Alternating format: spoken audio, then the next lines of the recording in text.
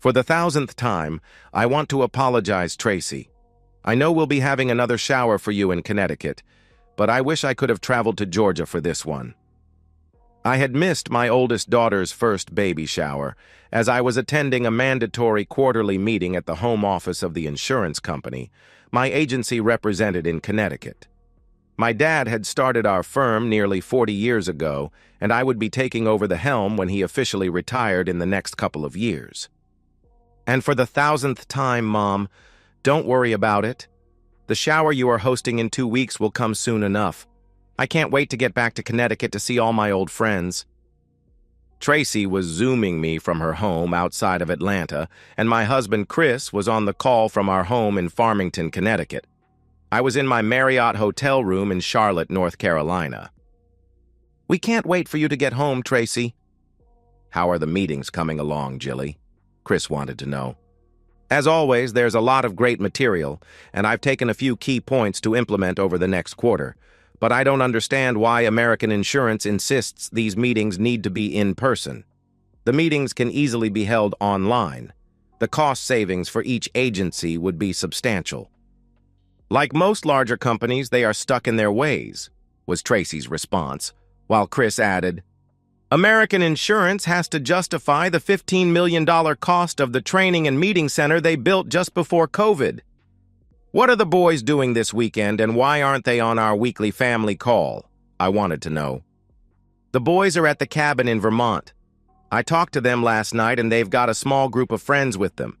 They were planning to hike to the top of Mount Mansfield today, Chris explained. Being in Vermont certainly doesn't excuse them from our weekly calls. We installed internet service at the cabin over a decade ago. This is the 3rd week in a row they've neglected their family obligations. If you won't talk to them, I will. Be my guest, was Chris's quick and surprisingly sarcastic-sounding response. Before I could comment, Tracy jumped in and asked, Do you have anything exciting planned for tonight? Not a thing, was my answer. I ordered a room service dinner just before our call. It should be here in the next few minutes. After dinner, I'm going to bed. 4 days of meetings have me exhausted. Sweetheart, we'll be finishing at 11 tomorrow morning. Assuming my flight is on time, I'll be back in Hartford at 3:40 and home before 5. Your itinerary is hanging on the refrigerator. I know when you'll be home. Chris's response made me pause. That was 2 snarky comments in a row. I decided not to say anything, as Tracy was on the call, but I filed it away and would speak to Chris and set things straight after I got home. I need to get going. My dinner will be delivered soon. I love you both. Tracy, we'll talk during the week, and I'll pick you up at the airport in 2 weeks. Chris, I will see you tomorrow. I heard, see you soon, from my daughter, and good night, from Chris before both faces disappeared from my laptop screen. I'll admit to being more than a little upset as I recalled the many I love you proclamations that ended every other call in recent memory. Perhaps, I said to myself, they're as tired as I am. After closing my computer, I got up, pulled the nightshirt I was wearing over my head, and tossed it on the hotel room bed.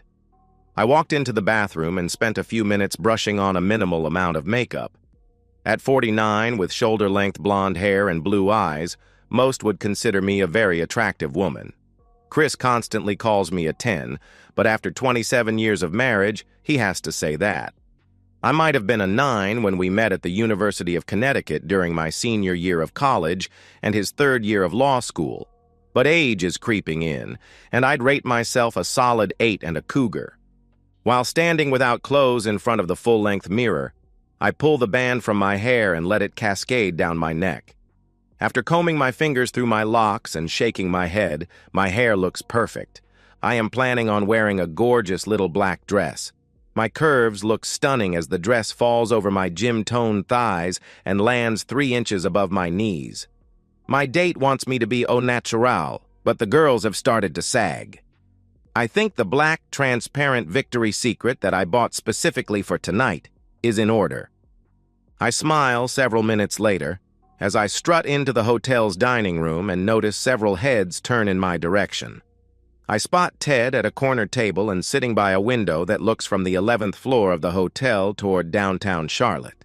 Ted's smile turns to a beaming grin as I glide through the tables in his direction. Ted Gleason is the son of the insurance agency owner that covers the Cincinnati, Ohio market. We met 9 years earlier at this quarterly corporate meeting and became friends. 2 years later, we slept together, and since then we've been roommates and love buddies at each quarterly meeting. Ted is married and has 5 children, all pre-teens. Like me, he is on track to take over his father's agency when he retires. Ted isn't bigger, more handsome, or smarter than my husband. He is 12 years younger and can recoup much quicker. After his youngest was born, he had a vasectomy, which allows us to have intimacy without protection. Ted stands as I approach the table, gives me a kiss on the cheek, and holds my chair as I sit. "Is everything all right at home?" Ted wants to know. I'm a little upset that the boys weren't on our call and Chris was a bit snippy, but all in all, things are good. Tracy had a nice baby shower and will be coming home for the Harrington family and friends shower in 2 weeks. How was your family? Ted had left our room to give me privacy and called his family from a quiet part of the lobby. The kids are all good and excited. I'll be home tomorrow. Leanne was in an angry mood, but I expect she's exhausted from taking care of the kids. As Ted finished, he nodded toward the glass of red wine sitting in front of me, raised his glass, and with a naughty grin said, "To another great conference." And as our glasses clinked together, a third chair was placed at our table immediately to my right. Looking up, I was so surprised at who I saw that words simply jumbled around in my brain. After seating herself, she said, "Hi, cheating woman. How was your room service dinner?" Tracy? Yes, it was a question, even though I was looking into the face of my very pregnant daughter. "Tracy, what the hell are you doing here?" Her smile couldn't have been more condescending as she replied, "I didn't believe Dad when he told us you were a lying, cheating woman. I had to come and see for myself." "Tracy, sweetheart, it's not what you think." I willed my heart to slow down and tried to concentrate on regaining my faculties. "Well, cheating woman, let me tell you what I think. Let's see if I'm wrong. I think you did nothing but lie during our 38-minute family call. I think you have an affair with this jerk," she indicated to Ted, "at each of your quarterly conferences. I think you've crushed Dad. I think you've alienated your family. I think your parents will be ashamed to call you their daughter, and I think the chances of you taking over the firm from Grandpa has been flushed down the toilet." As the tornado in my head reached Class 5 level, Ted quickly stood and announced, "This is a family matter. I'm going to excuse myself so you can deal with this situation in private." I didn't think things could get worse until Tracy smiled sweetly and said, "I would think a genius like you would want to sit down, shut up, and find out how much of a storm you're going to encounter when you get home to Leanne tomorrow." All the color left Ted's face. He turned chalk white. I'm not sure if he sat down or collapsed into his chair. Tracy turned to me and said, "Is that what you like about this jerk? He's a timid individual that does whatever he's told?" The color quickly came back to Ted's face, which turned tomato red from Tracy's insult. He half stood, gripped the table, and looked as if he was going to launch himself at Tracy. Tracy simply laughed and said, "Go ahead. Lay a single finger on my 7-month pregnant body and go to jail." Ted immediately calmed down and found his composure as Tracy continued, "Please order me a glass of wine. This is going to take a few minutes." Tracy pivoted in her chair and faced me, crossed her right leg over her left, folded her hands, and laid them in her lap before continuing. "I'd like to explain a few things to you, Mom. The reason my brothers haven't been on the last few family calls is because they believe Dad and know you're a lying, cheating woman.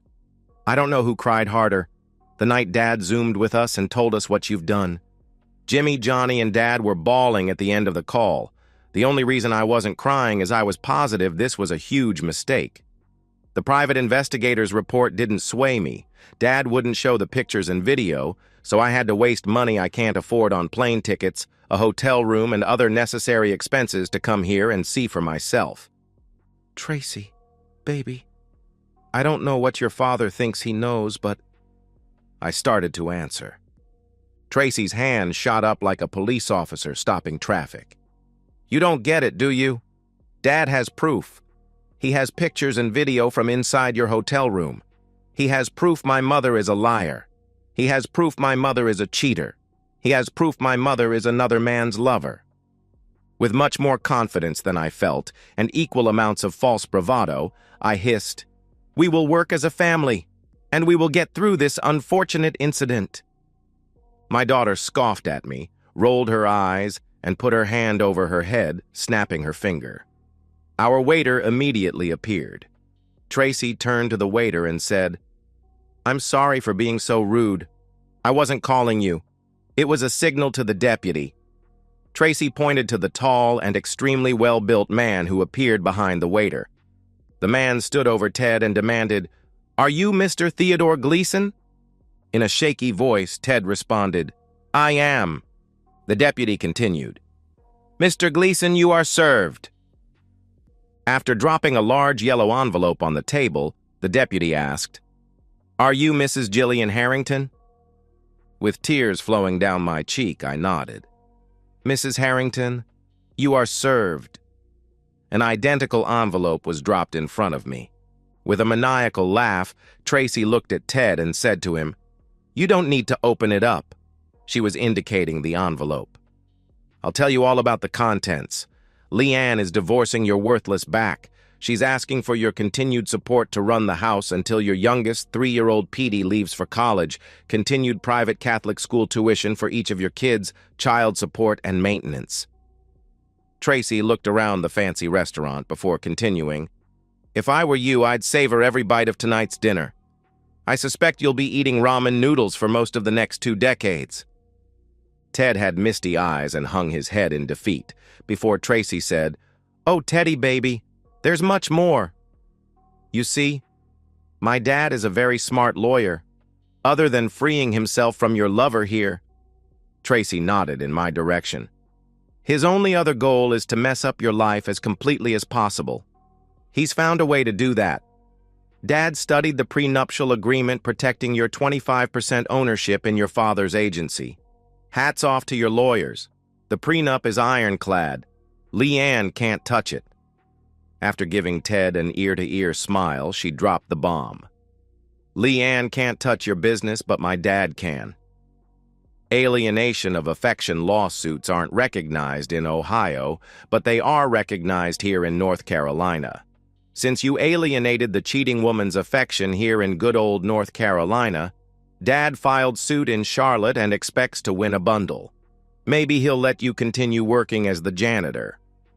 Turning her attention back to me, Tracy smiled. "You won't be quit as poor as Jerk. Dad is splitting everything down the middle with you. Per the prenup, Dad keeps his interest in his law firm and the Vermont lake house that he inherited from Grandpa and Grandma. You get to keep your 40% interest in Grandpa's insurance agency. However, Leanne is suing you in North Carolina for alienation of affection. She is coming after you hard for destroying the lives of her 5 young children. Good luck. You're going to need it." The tears that had started a few minutes earlier had increased with each cutting word from my daughter. The knot in my stomach threatened to erupt and cover the white linen-covered table in vomit. How my life had turned from a fairy tale to the darkest of nightmares in minutes was still lost to me.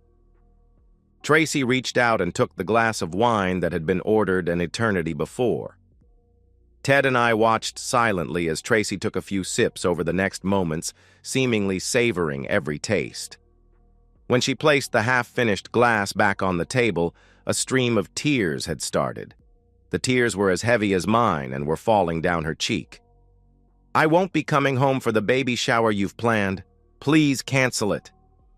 Those dozen words were a total shock to my system, and amplified by a factor of 10 everything that had happened over the last 15 minutes.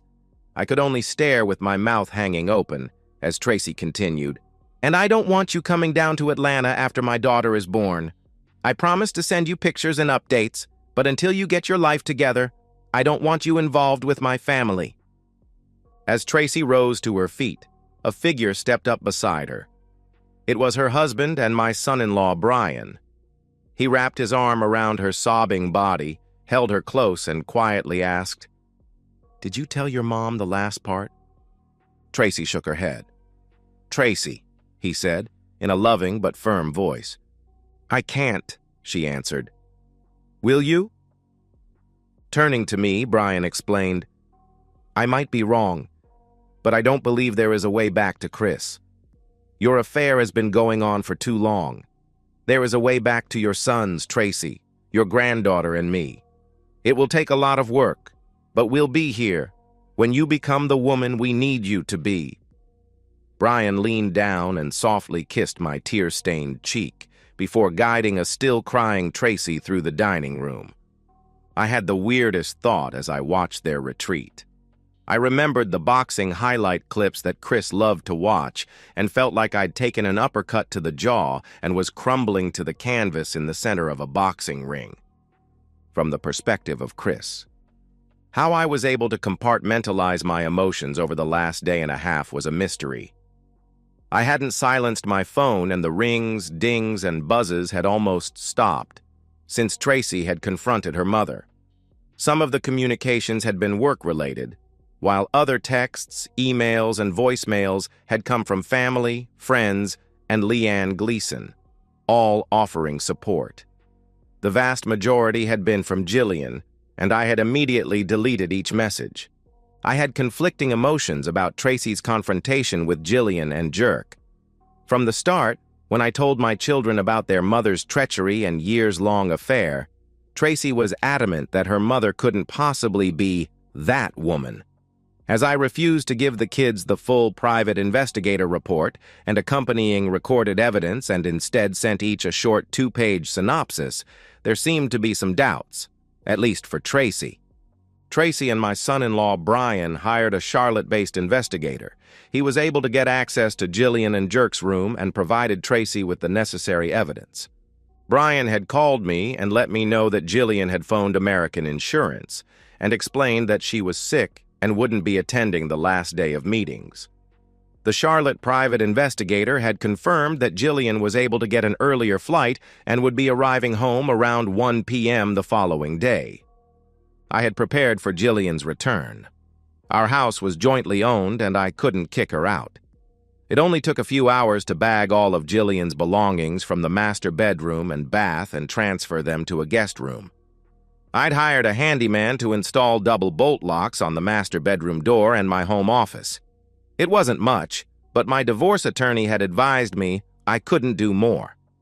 I'll admit up front that I did do something extra. It was extremely childish, but grotesque, in the way Jillian's quarterly love fests were grotesque to me. I desperately wanted to leave Jillian with a visual impression of my feelings. Each day, since Jillian left for Charlotte, I took my morning bowel movement in the bathroom connected to the guest bedroom and hadn't flushed.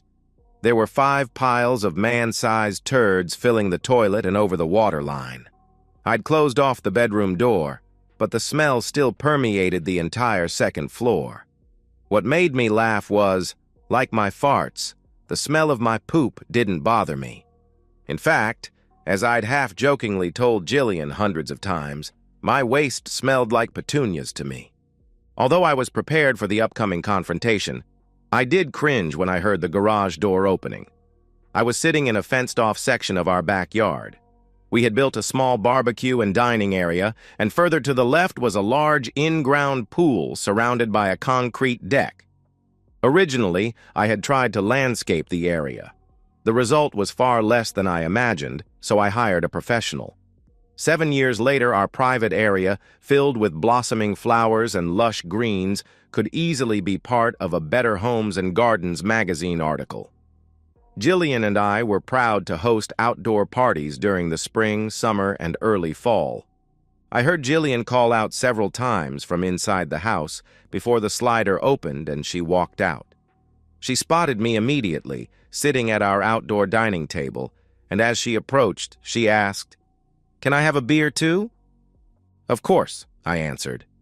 Unlike every other time she asked, I remained seated and didn't offer to pour her drink. With an almost silent huff, Jillian went to the outdoor refrigerator, found a craft beer, and poured it into a chilled glass.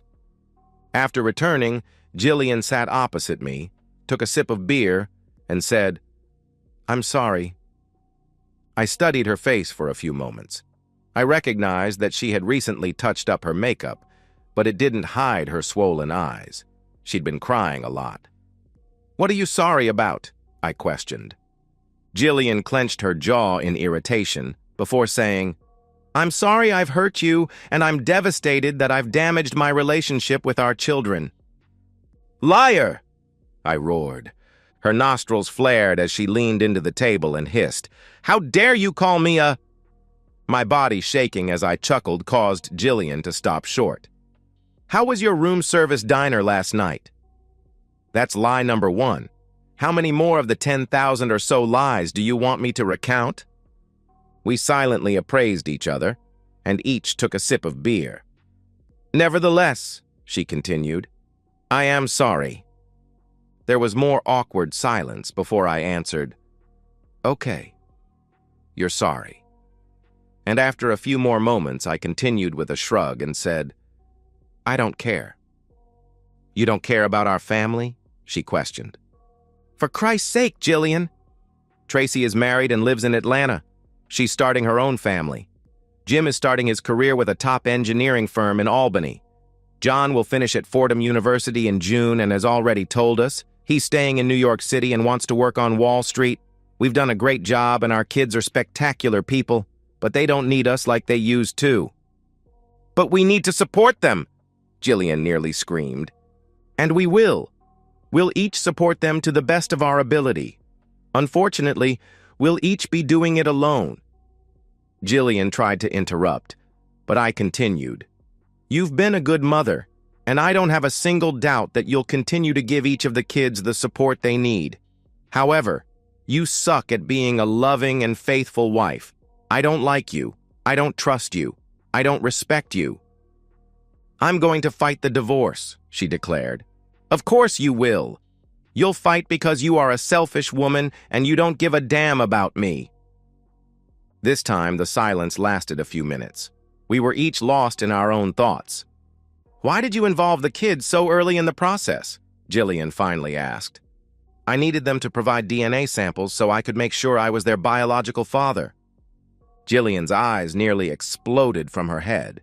They were so wide. "You couldn't possibly believe I would." For the second time, Jillian couldn't finish a sentence. "I know for a fact that you are a lying, cheating woman. I just don't know when it started or how many men you have been with." After another shrug, I said, "And since I don't believe a word from you, I'll never know the answers to those questions. But I do know with a 100% certainty that all 3 kids are mine. The paternity tests prove it." My laugh was totally unexpected, and I leaned across the table in Jillian's direction. "Just so you know," I told her in my most menacing voice, "if I had learned that any of our children weren't mine, you'd be in the trunk of my car right now, and I'd be driving to Vermont to bury your corpse in the middle of the woods." My statement stunned each of us, but seemed to amuse my guest, who was emerging from our pool. The slight splashes and throaty laugh caused Jillian to spin around. "What the hell are you doing here?" Jillian angrily yelled. "Hi, Jilly. Welcome home," was Mickey's smiling response. "Bury her corpse? Where did that come from?" That was her rhetorical question to me. We both watched Mickey, me with a great deal of appreciation, and Jillian with a quickly building rage. Jillian and Mickey have been best friends since freshman year at the University of Connecticut. They roomed together since sophomore year, talked to each other almost daily, and never failed to get together for coffee, a drink, or a meal each week. Mickey was a nurse by education and currently was the director of nursing at the largest Hartford area hospital. Mickey had divorced her serial cheating husband nearly 4 years earlier, and Jillian and I had supported our friend at every opportunity. Both women were on the taller side at 5'10", with very pretty faces and bodies that could tempt a priest. However, there were big differences. Jillian was beautiful and curvy, while Mickey was sleek and athletic. Mickey walked to the refrigerator, grabbed a beer, and as she plopped herself next to me, chugged a few gulps. "You told him?" Jillian shrieked. Mickey took another long sip before responding. "I'm ashamed to say it took me nearly 2 days to decide to tell Chris and 2 more days to set up a meeting with him. I'm not ashamed to say I did the right thing and told my friend about your treachery." "You traitor! We've been friends for over 30 years. "Well," Mickey sighed, "all good things need to come to an end." After a slight pause, she continued, "I doubt it will make a difference, but Chris already knew you were an unfaithful spouse." Jillian's gaze shifted back to me. "Leanne Gleason told me. It turns out that Jerk gave her an STD. She was able to pull some strings through family members and got the cure without reporting through official channels. She hired a private investigator and stopped having intimacy with him. It didn't take long to discover your long-term affair as well as several other shorter-term affairs with other married women." Jillian flinched as I continued. "Leanne and I kept in touch, and I hired a private investigator when you both attended the Overnight Industry Conference in Washington, D.C. last month. That's where we got the disgusting pictures and videos for our divorce attorneys. I've been planning my escape since then." "When did you two start a relationship?" Jillian wanted to know. "You worthless pig," Mickey exploded. "Do you even know your husband? I've offered. Oh God, have I offered? But he hasn't touched me, and he won't, until after the divorce." Mickey stood and leaned over the table and got as close as possible to Jillian before saying, "Once the divorce is official, I'm going to give him love all day, every day, until he gets sick of me. And I'll promise you this, sister, he's never going to get sick of me." Mickey turned to me, held out her hand, and said, "You promised me lunch." After taking her hand, I took a last look at Jillian. I wanted to end with one last biting comment, but all I saw in her eyes was pain and defeat. It won't surprise anyone that Jillian finally kept one promise and fought the divorce. Mandated marriage counseling lasted for 3 sessions. I participated because it was ordered. When Dr. Cohen nearly begged, "Please, I'd like you to tell me one, just one, redeeming feature of your marriage." It didn't take me long to answer, "We make and raise great children." There were smiles all around until I continued, "It's too bad she hates our children so much that she destroyed our family." That ended our sessions, and 8 months later, our marriage was legally dissolved. I remember moping around on the night I received the decree. Around 8:15, there was a knock on the door. When I opened the door, Mickey was on the front porch dressed in a knee-length raincoat. She quickly looked around and confirmed my neighbors weren't walking their dogs, and she dropped the coat to the porch. Mickey and I became buddies for the next several months. The love was incredible, but a strange thing happened. I'd considered her a best friend while married to Jillian. We seemed to lose something in the love, and our close friendship turned into something else. After 4 or 5 months, with a happy mood, Mickey gave me a call. "Hey, lover, can you take a pretty woman out to dinner on Friday?" I laughed and answered, "Your wish is my command." There were several seconds of silence. I thought we'd been disconnected until Mickey said, "I'm bringing my older sister. I want you to meet her."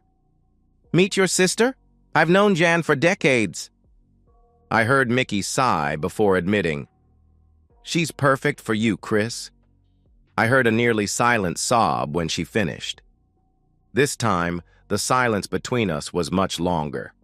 Mickey's continued crying and my occasional grunt let us each know the call hadn't ended. "You can bring Jan, if I can bring a client. He's perfect for you." By the time our appetizers were brought to our table by the waiter, I was engrossed in a conversation with Jan and Mickey, and Kevin didn't know we existed. Jan and I got together 2 or 3 times a week, and we double-dated with Mickey and Kevin once or twice a month. I quickly fell head over heels in love with Jan and could tell by the endearing looks between Kevin and Mickey that they were also in love. Making things even better, Mickey returned to best friend status.